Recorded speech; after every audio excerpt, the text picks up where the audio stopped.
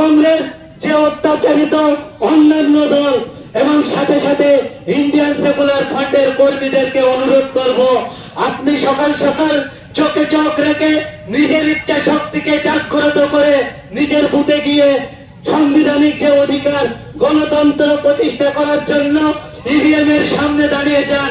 আর আপনার মনের সুখ দুঃখের কথাটা খাম চিহ্নের মধ্যে বোতামটা টিপে একবার আমাদের নূর আলম খান মহাশয়কে দিল্লির দরবারে পাঠিয়ে দিন।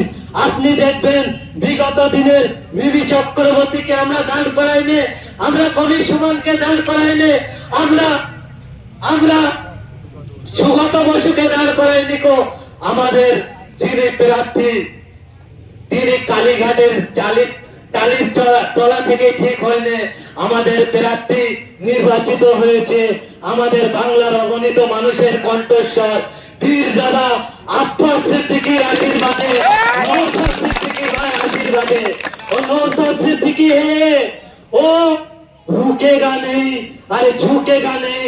বাইরাম বিশ্বাস এটা নয়। আরে শায়নি ম্যাডাম শায়নি ম্যাডাম গান গেয়ে যাচ্ছে আপনার জন্য। এই আলমগীর একটা গান বেঁধেছে, শুনবেন? এত বড় গল্পের নাম দিয়ে ভাঙড়ের যে ভোটগুলোকে তোষণ করেছেন, ভাঙড়ের মানুষের কণ্ঠস্বর হয়ে আমি এই গানটা বলছি।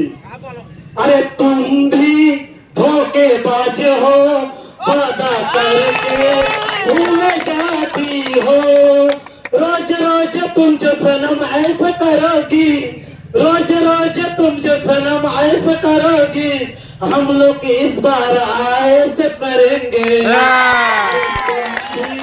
धोखेबाज हो, वादा करके भूल जाती हो। সকলকে ধন্যবাদ জানিয়ে অনেক সময় বলেছি ক্যান্ডিডেটকে বসিয়ে উচিত নয়, আমি ক্ষমা চেয়ে নিচ্ছি কথার মধ্যে যদি কারো মনে আঘাত দিয়ে থাকি, কিন্তু আমার বিশ্বাস যতটুকুই বলেছি সত্য বলেছি। তাই সকলকে ধন্যবাদ জানিয়ে বক্তব্য শেষ করছি।